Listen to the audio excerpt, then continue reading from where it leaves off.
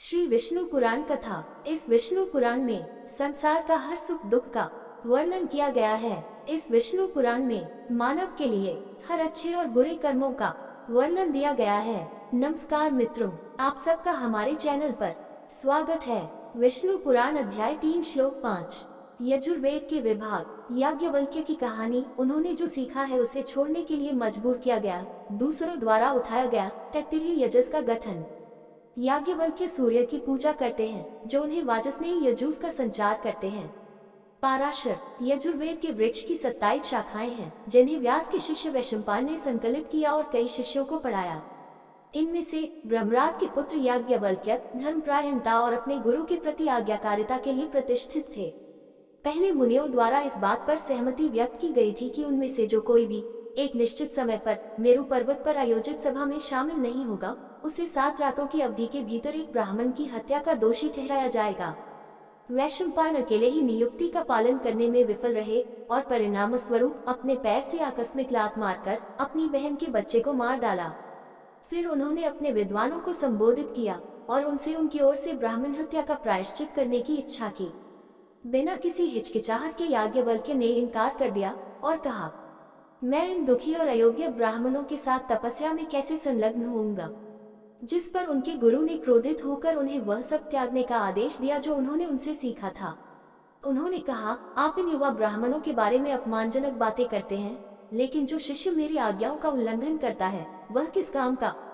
मैंने कहा, याज्ञवल्क्य ने उत्तर दिया, पूरे विश्वास के साथ, लेकिन जहाँ तक मैंने आपसे पढ़ा है मैं काफी कुछ पढ़ चुका हूँ, यह इससे अधिक कुछ नहीं है। ऐसा अभिनय करना मानो वह इसे अपने पेट से बाहर निकाल देगा। जब उन्होंने खून से सने पदार्थ में यजुस के ग्रंथों को सामने लाया, फिर वह चला गया। वैशंपायन के अन्य विद्वानों ने खुद को तीतर तित्तिर में परिवर्तित करते हुए उन ग्रंथों को उठाया जिन्हें उन्होंने खंडित किया था और जो उस परिस्थिति से तैत्तिरीय कहलाए, और शिष्यों को चारण से यजुओं के चरक प्रोफेसर कहा जाता था, जो अपने गुरु द्वारा दिए गए प्रायश्चित संस्कारों को करते या निष्पादित करते थे। याज्ञवल्क्य जो तपश्चर्या में पारंगत थे, यजुस के ग्रंथों पर कब्जा पाने के लिए उत्सुक होकर उन्होंने स्वयं को सूर्य की ओर कठोर रूप से संबोधित किया। सूर्य की जय हो, उन्होंने कहा, मुक्ति का द्वार, उज्जवल चमक का फव्वारा, ऋग, यजुर और साम वेदों के रूप में वैभव का त्रिगुण स्रोत, उसकी जय हो जो अग्नि और चंद्रमा की तरह ब्रह्मांड के कारण के साथ एक है। सूर्य को जो तेज गर्मी से चार्ज होता है और सुषमा किरण से, जिससे चंद्रमा प्रकाश से भर जाता है, उसके लिए जो समय की धारणा और उसके घंटों, मिनटों और सेकंड के सभी विभाजनों से एक है, उसे जिसे विष्णु के दृश्य रूप के रूप में, रहस्यमय उनके प्रतिरूपण के रूप में ध्यान किया जाना चाहिए। उसके लिए जो देवताओं की सेना का पोषण करता है, जिसने चंद्रमा को अपनी किरणों से भर दिया है, जो पितरों को अमृत और अमृत से खिलाता है, और जो वर्षा से मानव जाति का पोषण करता है, जो वर्षा, सर्दी और गर्मी के समय जल को बहाता या सोखता है। 3 ऋतुओं के रूप में ब्रह्मा, सूर्य की महिमा, वह जो अकेले ही इस पृथ्वी के अंधेरे को दूर करने वाला है, जिसके वह संप्रभु स्वामी है। पवित्रता, आराधना की पोशाक पहने हुए भगवान के लिए सूर्य की महिमा, जिसके उदय तक मनुष्य धार्मिक कृत्यों में असमर्थ है और पानी शुद्ध नहीं होता है, और जिसकी किरणों से छुआ दुनिया धार्मिक अनुष्ठानों के लिए उपयुक्त है, जो शुद्धि का केंद्र और स्रोत है। सावित्री की, सूर्य की, भास्कर की, विवस्वत की, आदित्य की, देवताओं या राक्षसों में ज्येष्ठ की जय। मैं सुनहरी कार में सवार ब्रह्मांड की आंख की पूजा करता हूँ, जिसके बैनर अमृत बिखेरते हैं। याज्ञवल्क्य द्वारा इस प्रकार स्तुति करने पर सूर्य घोड़े के रूप में उनके सामने प्रकट हुए और कहा, तुम जो चाहते हो वह मांग लो। जिस पर ऋषि ने दिन के देवता को प्रणाम करते हुए उत्तर दिया, मुझे यजुस के उन ग्रंथों का ज्ञान दो जिनसे मेरे गुरु भी अपरिचित हैं।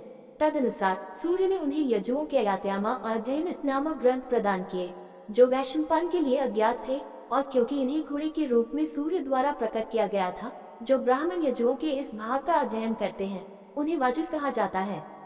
घोड़े इस विद्यालय की 15 शाखाएं काण्व और याज्ञवल्क्य के अन्य विद्यार्थियों से निकली। विष्णु पुराण अध्याय 3 श्लोक 6। सामवेद के विभाग, अथर्ववेद के 4 पौराणिक संहिताएं, 18 पुराणों के नाम, ज्ञान की शाखाएं, ऋषियों की कक्षाएं। अब आप सुनेंगे मित्र कि कैसे व्यास के शिष्य जैमिनी ने सामवेद की शाखाओं को विभाजित किया। जैमिनी का पुत्र सुमंतु था और उसका पुत्र सुकर्मा था। दोनों ने जैमिनी के अधीन एक ही संहिता का अध्ययन किया। उत्तरार्ध ने सहस्र संहिता या 1000 भजनों आदि का संकलन की रचना की जिसे उन्होंने 2 शिष्यों हिरण्यनाभ को पढ़ाया, जिनका नाम कौशल्या या कौशल का और पौष्यंजी भी था। बाद के 15 शिष्य इतनी ही संहिताओं के रचयिता थे, उन्हें सामन का उत्तरी मंत्र कहा जाता था। हिरण्यनाभ के शिष्यों की तरह कई और शिष्यों को भी समान संख्या में स्कूलों की स्थापना करते हुए सामन के पूर्वी मंत्र का नाम दिया गया।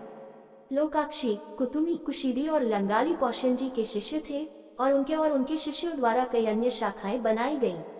जबकि हिरण्यनाभ के एक अन्य विद्वान, जिसका नाम कृति था, ने कई विद्यार्थियों को 24 संहिताएं सिखाईं और उनके द्वारा फिर से सामवेद को कई शाखाओं में विभाजित किया गया। अब मैं आपको अथर्ववेद की संहिताओं का विवरण दूंगा। प्रसिद्ध मुनि सुमंतु ने इस वेद को अपने शिष्य कबंध को पढ़ाया, जिन्होंने इसे 2 भागों में बनाया और 2 भागों को देवदर्श और पथ्य को बताया। देवदर्श के शिष्य थे मौद्गा, ब्रह्मबली, शौनकायनी और पिप्पलाद। पथ्या के 3 शिष्य थे, जाजनी, कुमुदादी और शौनक, और इन सबके द्वारा अलग अलग शाखाएं स्थापित की गईं। शौनक ने अपनी संहिता को 2 भागों में विभाजित करके एक बब्रू को और दूसरा सेंधवायन को दे दिया और उनसे 2 संप्रदाय उत्पन्न हुए, सेंधव और मुंडकेश। अथर्ववेद की संहिताओं में अंतर के प्रमुख विषय 5 कल्प या अनुष्ठान हैं। नक्षत्र कल्प या ग्रहों की पूजा के नियम, आमतौर पर वेदों के अनुसार वैतान कल्प या आहुति के नियम, विभिन्न विद्यालयों के अनुसार संहिता कल्प या बलिदान के नियम, अंगिरस कल्प, शत्रुओं आदि के विनाश के लिए मंत्र और प्रार्थनाएं, और शांति कल्प या बुराई को दूर करने के लिए प्रार्थना। पुराणों के तात्पर्य में निपुण व्यास ने एक पौराणिक संहिता संकलित की, जिसमें ऐतिहासिक और पौराणिक परंपराएं, प्रार्थनाएं और भजन और पवित्र कालक्रम शामिल थे।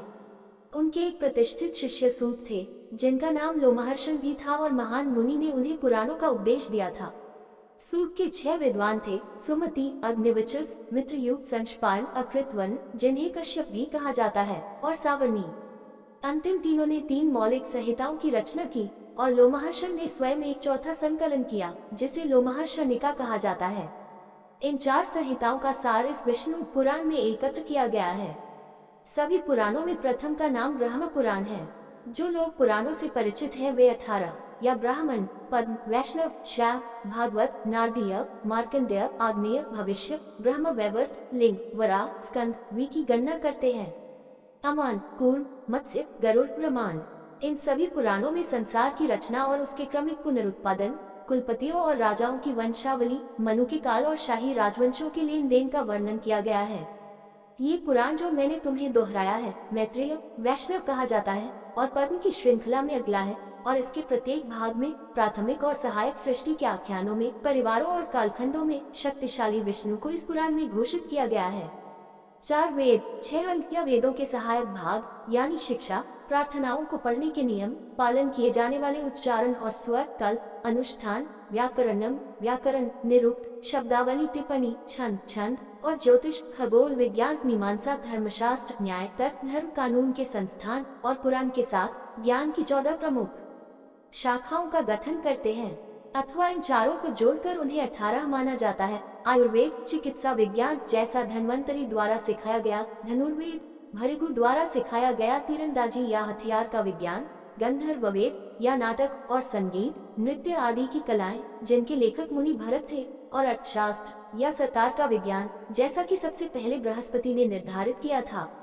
ऋषि या प्रेरित ऋषि 3 प्रकार के होते हैं, शाही ऋषि या राजकुमार जिन्होंने विश्वामित्र के रूप में भक्ति का जीवन अपनाया है, दिव्य ऋषि या ऋषि जो देवता भी हैं, जैसे नारद, और ब्राह्मण ऋषि या ऋषि जो ब्रह्मा के पुत्र हैं, या ब्राह्मण जैसे वशिष्ठ और अन्य।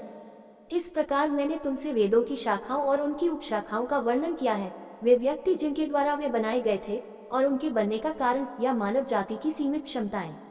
अलग अलग मनवंतरों में एक ही शाखाएं स्थापित की जाती हैं। सभी चीजों के पूर्वज का मूल वेद शाश्वत है, ये शाखाएं उसके संशोधन या विकल्प हैं। इस प्रकार मैत्रेय, मैंने आपको वेदों से संबंधित परिस्थितियां बताई हैं जिन्हें आप सुनना चाहते थे। आप और क्या सुनना चाहते हैं? इस चैनल पर सभी वेदों का ज्ञान मिलेगा। ये वीडियो आपको अच्छा लगा हो तो लाइक, शेयर, सब्सक्राइब जरूर करें। धन्यवाद दोस्तों।